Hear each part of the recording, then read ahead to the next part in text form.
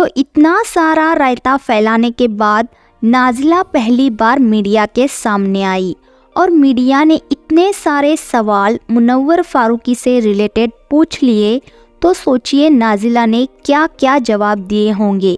यहाँ पर रिपोर्टर्स को सलाम है, क्योंकि उनको सिचुएशन पता नहीं या फिर पता होने के बावजूद भी उन्होंने जिस टाइप के सवाल पूछे हैं उसे सुन कर के आपको ज़ोर की हंसी आने वाली है। तो नाज़िला कहीं इवेंट या पता नहीं कहाँ गई थी, बट वो स्पॉट हो गई मीडिया के सामने।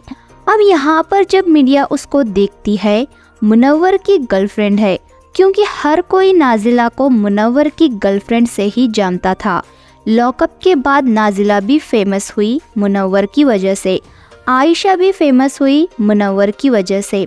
अब भले ही लोग कुछ और समझ रहे हैं कि हमारा टैलेंट है या कुछ और था, वो भी होगा, लेकिन लोग मुनव्वर की वजह से ऑफ कोर्स जानते हैं, नो डाउट्स। लेकिन जब इतना सब रायता फैलाने के बाद नाज़िला आती है मीडिया के सामने, तो सवाल ये होता है कि मुनव्वर फारूकी ने काफ़ी चर्चे किए हैं आपके बारे में, क्या कहना चाहोगे आप इस पर।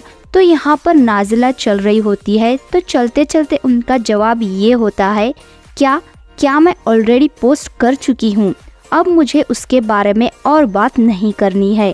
और चेहरे पे उनके एक स्माइल होती है। और उसके बाद आप सवाल सुनिए एक क्या क्या बोला है।